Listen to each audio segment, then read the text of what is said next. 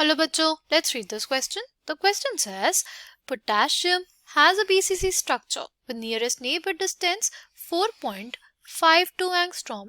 Its atomic weight is 39. Its density in kilogram per meter cube will be option A है 454, option B है 804, option C है 852, option D है 908, right?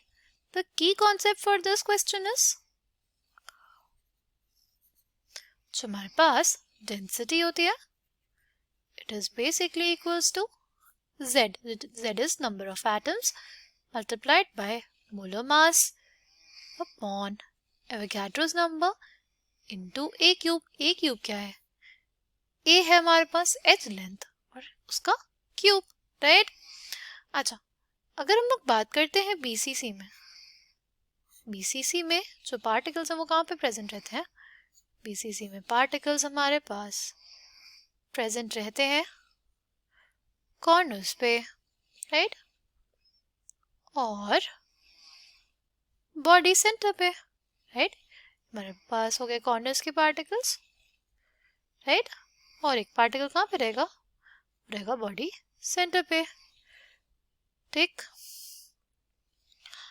अगर हम लोग बात करें Z की, तो देखो हमारे पास जो कॉर्नर्स का पर एटम कॉन्ट्रीब्यूशन होता है वो होता है 1/8 और 8 कॉर्नर्स तो 1/8 इंटू 8 प्लस 1 हो जाएगा क्योंकि ये जो पार्टिकल है हमारे बॉडी सेंटर पे वो कहीं नहीं शेयर होता, राइट? तो बेसिकली हमारे पास कितना आ जाएगा? Z की वैल्यू इज 2, ठीक? M क्या है? M एटॉमिक वेट दिया हमें 39, राइट?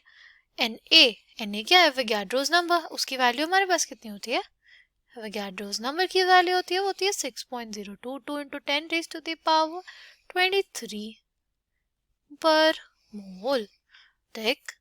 और अब हमें ए की बात करनी। ए हमारे पास एच लेंथ है बट यहाँ पे हमें किसकी डिस्टेंस दी गई है? नियरेस्ट नेबर की डिस्टेंस दी गई है, ठीक? अगर हम लोग बात करते हैं बीसीसी में नियरेस्ट नेबर, तो पता है बीसीसी में जो नियरेस्ट नेबर डिस्टेंस होती है ना वो बेसिकली ये नियरेस्ट डिस्टेंस होती है, राइट?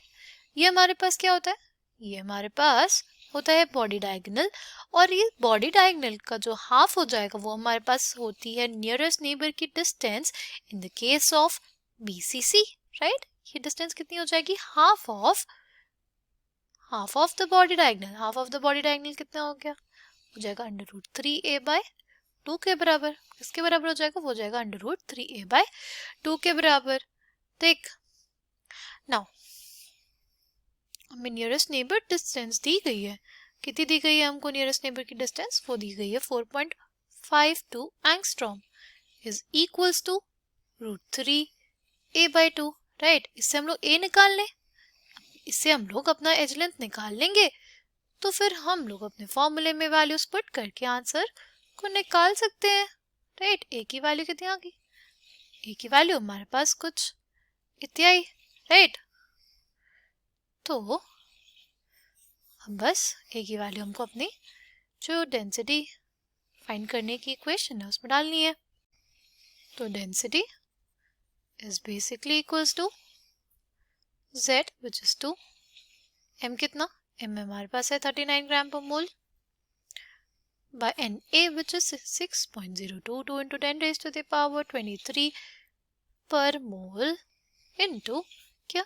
into हमारे पास हो जाएगा A का क्यूब। A हमारे पास कितना आया था? 4.52 into 2 by √3 के बराबर, राइट? इसका क्या हो जाएगा हमारे पास? इसका क्यूब हो जाएगा और एंगस्ट्रॉम था। एंगस्ट्रॉम को अगर हम लोग लिखना चाहे तो हम लोग लिख सकते हैं ना कि एक एंगस्ट्रॉम जो होता है वो हमारे पास 10 raise to the power -10 metres के बराबर होता है, ठीक? तो हम लोग के पास बेसिकली अगर एंगस्ट्रॉम इस ब्रैकेट के अंदर रहता तो एंगस्ट्रॉम की पावर कितनी हो जाती? 3, यानी बेसिकली हमारे पास क्या हो जाएगा? कुछ ऐसी वैल्यू, कितना हो जाएगा? 10 raise to the power -10 into 10 raise to the power -10 into 10 raise to the power -10 कितना? 10 raise to the power -30 metre cube के बराबर, राइट? तो हम लोग ये वैल्यू पुट कर देते हैं 10 raise to the power -30 metre cube. अच्छा, अब देखिए हम लोग, तो हमारे पास यहाँ पे ना पर मोल से पर मोल कट गया, राइट। ये वैल्यू हमारे पास कितने आएगी, ये वैल्यू हमारे पास आएगी, हमारे पास आ जाएगा क्या, हमारे पास आ जाएगा 78 ग्राम को हम लोग को किलोग्राम में बदलना है, तो 10⁻³ किलोग्राम हो जाएगा, राइट। फिर हमारे पास आ जाएगा 6.022 इंटू 10⁻23, 23 है ना 10⁻, और यहाँ पे -30 है, तो हमारे पास आ जाएगा -7 लिख दे, 10⁻, इसको -7 लिखा हमने। अच्छा, यहाँ पे हमारे पास 10⁻⁻7 है और यहाँ पे 10⁻³ है, इसको हम लोग ले जाएं न्यूमरेटर में तो क्या आ जाएगा, ये आ जाएगा -3 + 7, ये कितना हो जाएगा हमारे पास, ये 4 हो जाएगा ना, 10⁻⁴ आ गया, राइट। ये जो हमारे पास है ना 4.52 इंटू 2/√3 कितना हो जाएगा वो हमारे पास, ये फैक्टर बराबर आ जाता है हमारे पास 5.219 के बराबर, ठीक। इसका हमारे पास क्या हो गया, 5.219 का क्यूब हो गया, राइट। ये वैल्यू कितनी आ जाएगी हमारे पास, ये वैल्यू आ जाएगी, अगर हम इसको सॉल्व करेंगे तो कितना आ जाएगा हमारे पास, ये आ जाएगा 911, यहाँ पे मीटर क्यूब था ना, आ जाएगा 911 kilogram per meter cube. Coming back to the question, correct answer for this question will come out to be option D, 908, right. I hope you understood it well. Thank you and all the best.